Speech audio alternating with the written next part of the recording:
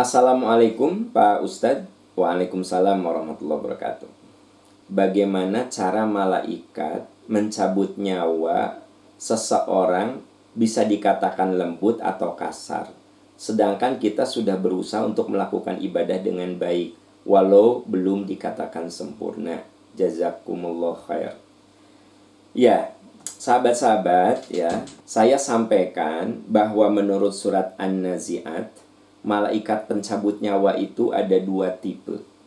Wan-nazi'ati gharqa wan-nasyitati nashta. Demi malaikat yang mencabut nyawa dengan kasar, dan demi malaikat yang mencabut nyawa dengan lembut. Jadi dua, sahabat-sahabat sekalian. Ada yang mencabut nyawa itu kasar. Jadi kalau dicabut tuh kasar begitu. Tapi ada juga yang pelan-pelan. Kalau kita gendong bayi kan kita penuh kelembutan, kan gitu. Kalau ibu ngusapin kepala anak itu kan dengan penuh kelembutan. Jadi isyarat cinta dan marah gitu. Jadi kalau di dalam Al-Qur'an dikatakan demi malaikat yang mencabut nyawa dengan lembut dan yang kasar, berarti malaikat itu ada yang mencabut nyawa dengan penuh kasih sayang, dan ada juga malaikat yang mencabut nyawa dengan marah, ya, dengan kasar. Nah, apakah nanti kita dicabut nyawa oleh malaikat yang lembut ataukah malaikat yang kasar? Tergantung amalan-amalan kita sekarang ini. Jadi ibu, yang penting kita sudah ikhtiar beramal. Itu yang penting. Karena apa? Yang Allah lihat itu kan ikhtiar, usaha. I'malu ala ma tutiqun. Lakukan semampu kamu. Fa innallaha la yamallu hatta tamal. Kamu tidak akan bosan. Allah tidak akan bosan sebelum kamu bosan. Wa anna ahabbal a'mal adwamuha wa in qalla. Amal yang paling Allah suka yang istiqomah. Jadi yang penting ibu ada konsistensi, istiqomah, ya kan? Begitu. Kemudian yang tidak boleh dilupakan, saat kita beramal jangan kita rusak. Amal-amal kita tuh jangan kita rusak. Ya ayyuhalladzina amanu atiullaha wa atiur rasul wala tubtilu a'malakum. Hei orang yang beriman, taatlah kamu kepada Allah dan Rasul, dan jangan kamu rusak amalmu itu. Jangan kamu rusak. Lalu amal kita dirusak dengan apa? Ada lagi ayat lain. Ya ayyuhalladzina amanu la tubtilu shadaqatikum bil manni wal adha. Hai orang yang beriman, kalau kamu sudah beramal, jangan kamu hancurkan, luluhkan amalmu itu dengan pamer atau menyakiti orang yang kamu tolong. Hati-hati, jangan sampai kita begitu rajin memamerkan amal, bisi amal kita hancur dengan ulah yang kita lakukan. Allah menyebutkan di surat Al-Baqarah, ya, jangan kamu rusak amalmu bil manni wal adza, dengan pamer, ya. Tidak perlu begitu. Anda sudah 5 juz itu ditulis di status. Alhamdulillah, teman-teman, saya sudah 5 juz loh. Pertanyaan saya, apa perlu nggak sih Anda menuliskan status di FB Anda, di IG Anda, di medsos Anda, bahwa Anda sudah menamatkan 5 juz? Pertanyaan saya, perlu nggak? Gitu, ya. Nah, kecuali kalau Anda punya komunitas terbatas yang tujuannya saling mengingatkan dan saling menguatkan, ya. Ani, kamu udah 5 juz belum? Udah. Kalau Santi gimana? Udah. Apalagi kita sepakat saling mengingatkan. Tapi dalam komunitas khusus, yaitu lain soal, boleh-boleh saja. Kamu udah berapa juz? Wallahu a'lam. Kan nggak begitu kan? Kamu udah berapa juz? Ya, saya baru 2 juz. Kan gitu. Tujuannya apa? Membangun komunitas untuk kesolehan. Tapi kan ada yang tidak. Dalam sebuah komunitas, dia upload secara umum, ya kan? Begitu.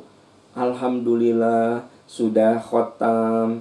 Alhamdulillah. Memang sih ada kata-kata alhamdulillah. Di Al-Baqarah Allah mengatakan la tubtilu shadaqatikum bil manni wal adha. Nah, pertanyaannya kan bagaimana agar malaikat yang mencabut nyawa itu lembut? Ya, kisah isi hidup dengan amal. Tapi jangan lupa, amal itu jangan sampai dirusak, ya kan? Gitu. Kemudian perlu diketahui bahwa kita akan dicabut nyawa oleh malakul maut yang kasar apabila kita banyak berbuat zolim. Jadi jangan salah loh, kezoliman terhadap orang itu bisa menyebabkan syakaratul maut kita lebih sakit dari keumuman orang. Kan yang namanya syakaratul maut itu sakit. Wal taffatus saqu bis-saq ila rabbika yauma idzinil masaq. Ya, dalam surat Al-Qiyamah. Wal taffatus saqu bis-saq, dan betis kiri betis kanan bertaut. Bertaut itu maksudnya menahan rasa sakit. Kalau dalam bahasa Sunda mah tipe pereket nahan nyeri gitu. Kalau dalam bahasa Al-Qur'an disebut wal taffatus saqu bis-saq. Jadi untuk menggambarkan menahan rasa sakit diungkapkan dengan betis kiri betis kanan bertaut. Kalau dalam bahasa Al-Qur'an. Kalau dalam bahasa Sunda tipe pereket nahan nyeri. Jadi tangannya megang begitu nahan sakit. Jadi menurut surat Al-Qiyamah, syakarat itu sakit. Makanya Nabi SAW berdoa, Allahumma hawwin alaina fi syakaratil maut. Ya Allah, ringankan saya dari sakitnya syakaratul maut. Nah, orang yang banyak zolim kepada orang, suami zolim ke istri, istri zolim ke suami, pimpinan zolim ke karyawan, ya kan gitu. Owner perusahaan zolim ke pekerja, hati-hati itu. Itu bisa menyebabkan syakaratnya sakit banget. Kenapa? Karena dia banyak berbuat zolim sama orang lain. Jadi kezoliman itu iyyakum waz-zulma fa inna zulma dzulumatun yaumal qiyamah. Kata Nabi, jauhi kezoliman. Karena kezoliman itu akan jadi kegelapan di hari kiamat. Di hari kiamat saja mengalami kegelapan, apalagi di proses syakaratul maut, dia akan lebih menyakitkan lagi. Ada ayah yang zolim sama anaknya, berpuluh tahun tidak pernah menafkahi anaknya. Itu kan zolim, ya.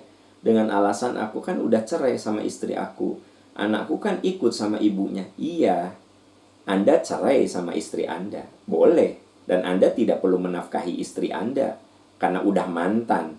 Tapi anak itu kan tidak putus dengan cerai. Jadi untuk bapak-bapak yang bercerai dengan istrinya dan Anda punya anak, jangan salah loh. Anda wajib menafkahi anak Anda. Gitu loh. Kalau tidak, Anda zolim. Ya zolim lah.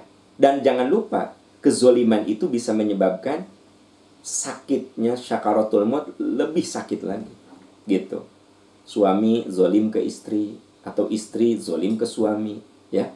Itu sebabnya ketika Nabi akan wafat, beliau mengatakan as-sholata wa ma malakat aymanukum.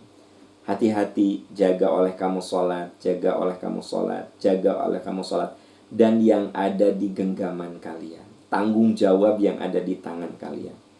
Wa ma malakat aymanukum itu bisa bermakna hamba sahaya, tapi maksudnya adalah hamba sahaya itu simbol dari sesuatu yang ada di kendali kita, ya.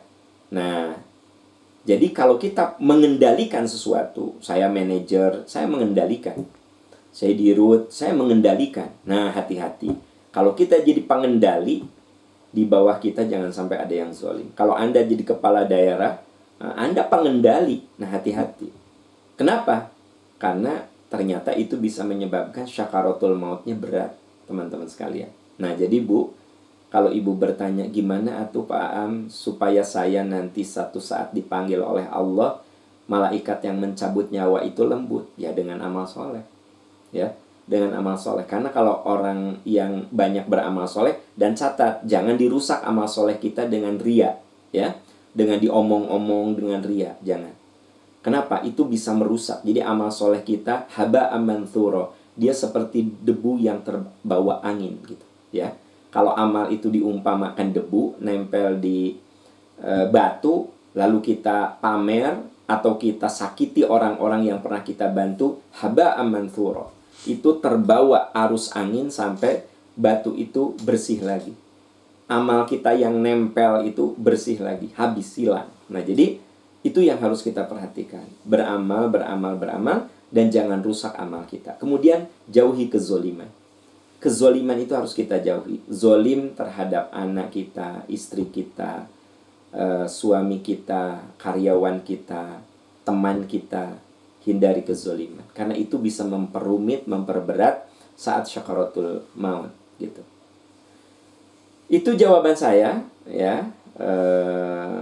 Mudah-mudahan bisa menjawab apa yang Ibu tanyakan. Wallahu a'lam bishawab.